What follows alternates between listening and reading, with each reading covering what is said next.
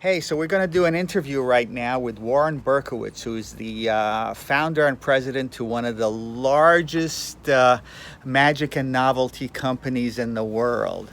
And I just love talking to people and asking them about their origin story, how they started out, because basically we all start out, being born the same way with different circumstances, of course, and then we end up in different points in our lives. So I love to talk to magic dealers and find out how they started out.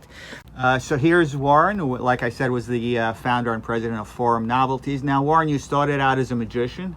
Yeah, I started like all young kids. We fell in love with the concept. Either love magic or you don't. Used to travel into Manhattan and either was in Danny's and Macy's or someplace. Or there was actually called a Wizard Magic Shop on 42nd Street in the subway. Where we all started out with all kinds of simple pocket tricks and. Do you remember the first magic trick you bought? I think I bought Jiffy Coin Trick. Might have been the first magic trick. Was I it ever at a bought. magic shop or a novelty Yeah. store? Oh yeah, sure. In the days when there was magic shops and novelty shops. Right.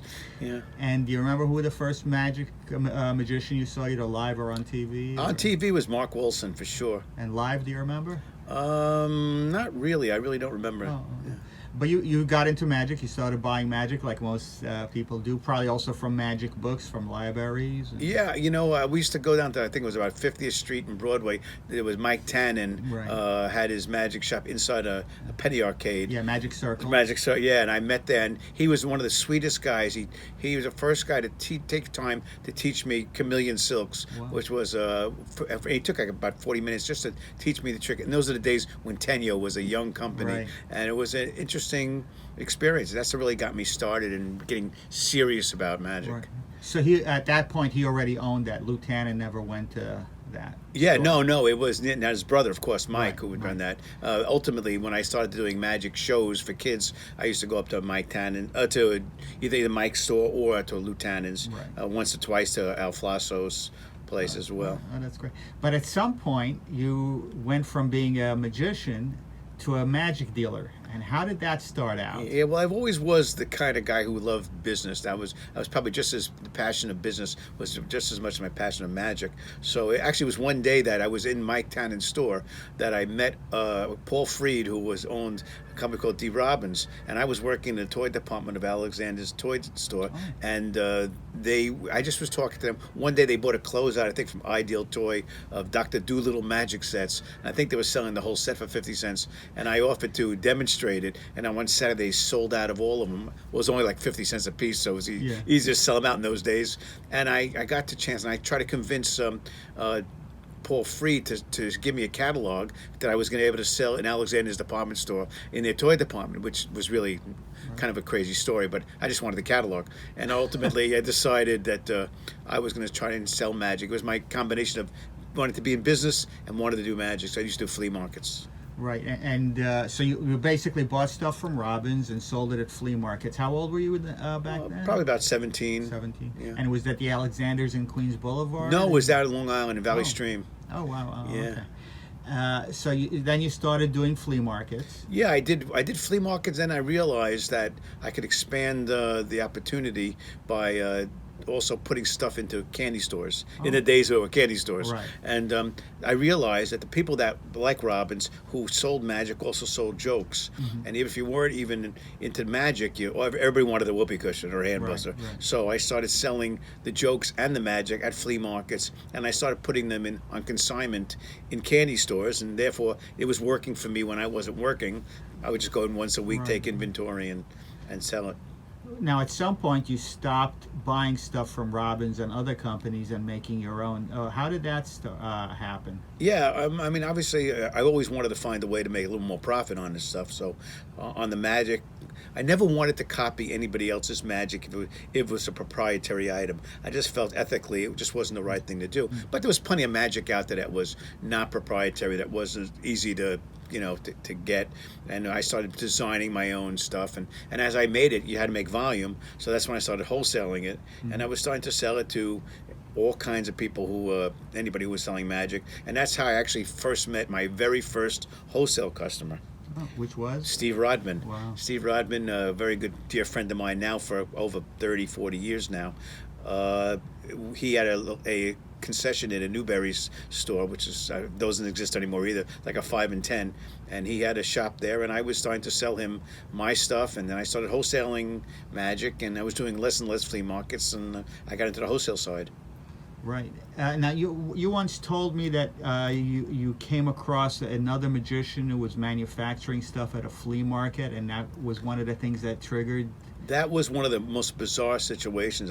You're kind of in any business. If you network, that's the key to success in my mind. So you never stop talking to people. You never start realizing opportunities. This guy was a printer, and he actually printed the Chinese ring illusion and a Buddha paper money, and he private labeled it for Robbins under the name of Easy Money Vanisher, which was the Buddha paper money, and he also made a different type of envelope for the Chinese ring illusions, and he had those two tricks, and there he was at a flea market, and I'm asking myself, why is this guy selling 2 or 3 items? He also was cutting his own Svengali decks, and he just was there, and I got to talking to the guy, and I wound up buying it volume from him, and then became a distributor of those items.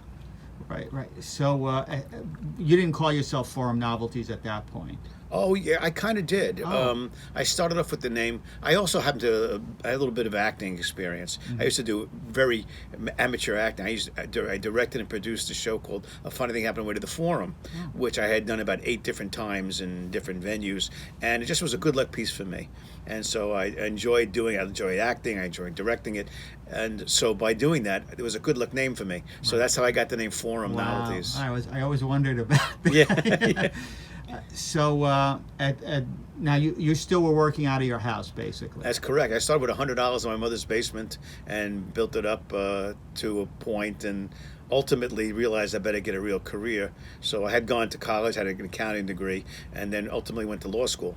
Oh. And so I practiced law while I had this business going. And by then, Halloween took its place. In the disco era is when adults started going to clubs like Saturday Night Fever type show, places, and they started dressing up. Before that, Halloween was always a kid's holiday. Right. So we started doing, and this again, it was the same people in the industry who had gags and jokes and Halloween stuff. Right. And so I started wholesaling to party stores, and I put quite a few party goods stores into Halloween in a more expansive way, bunny ears and cat ears. So you started with magic, you expanded to novelties, and then you expanded to the Halloween business end of it, and the costumes and things like that. Exactly. And I assume at some point you added also the party favors and the that's only recent. And That's recent years, about the last 5-6 years.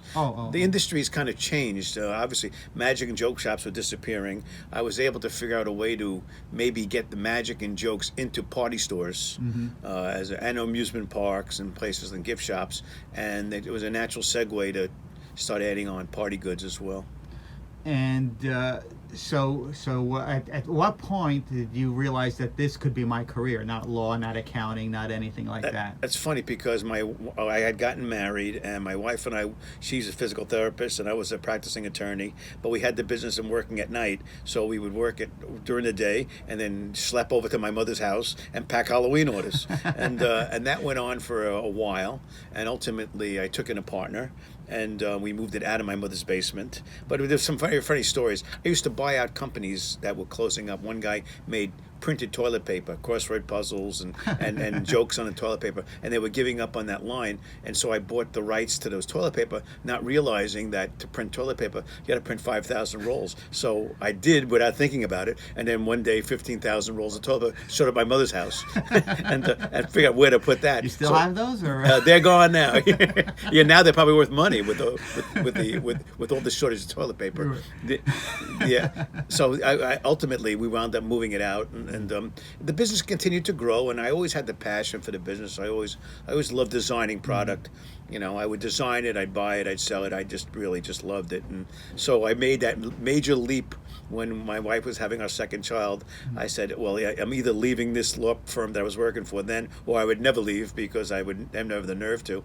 So I gave up jury duty to fake dog duty. So you had your first building, warehouse, whatever you moved everything into. Yeah, we rented a spot in Valley Stream, then grew that, and then I bought a building. You had to get employees. Yeah. So slowly it became a major company. I mean, one of Yeah. the largest novelty joke costume company in the world. Yeah, well, we're pretty good up there. I mean, obviously, if I had to give advice to anybody in any business, is you start off slow and don't take risks that you can't afford to Right. fail at. Right. So it was a slow growth, but it got there. Right. And of course, magic started being a smaller part of the business, Yeah. unfortunately. But that's Very still your unfortunate. passion. I love it. I can't get rid of it. I can't make a living doing it, Right.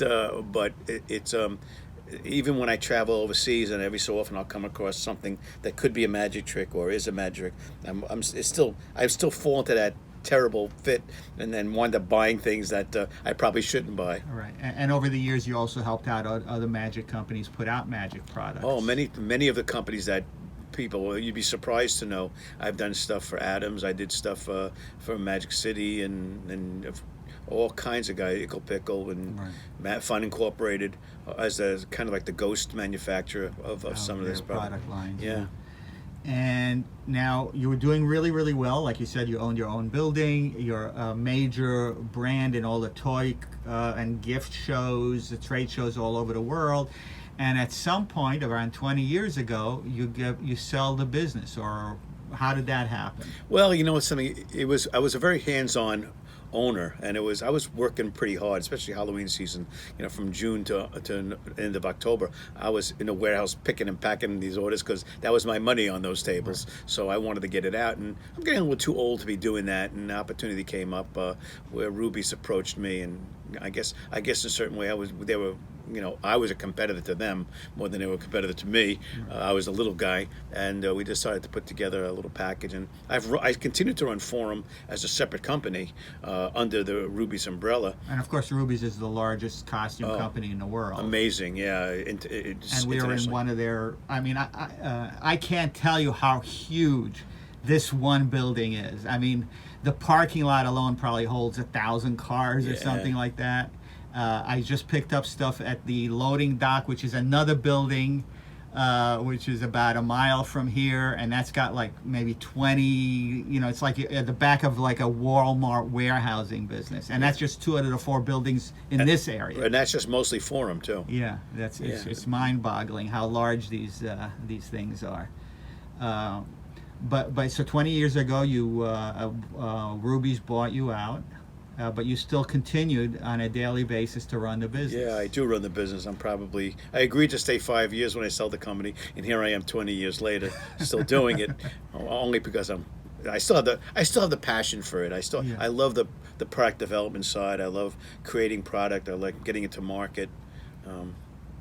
And you keep working on the magic, which is funny because it's really not a big part of the business. Very small part of the business, but again, when the magic bug hits you, and those understand and who are into magic, whether it be as a hobby or as a business, you understand. Once it grabs hold of you, and I've often been, you know, the spokesman for people to say, I don't understand why everybody doesn't take up magic at some point of the kid's life. It teaches the concept of the idea of practicing and getting good at something. It teaches public speaking, a confidence that you could speak in public. I've always felt that it's everybody. It should almost be taught in school as a road to success of any career. Because for people, sometimes kids are a little shy, and this takes you to a whole nother level just by knowing you've accomplished something. It can be the simplest magic trick in the world, and it just gives you a good feeling when you perform it. It gives you confidence, and you don't even realize how much you've grown as a person. Because in any business, whether you become a salesman or a lawyer, a teacher, a doctor, or any career you have, there's an invaluable experience to being able to be personable and not too shy and introverted. And I always thought magic is a wonderful thing. You know what? I don't think I should ask you any more questions. That's just like a perfect way to end this interview, Warren. Thank you very much. My pleasure. Good luck to every of you. Bye-bye.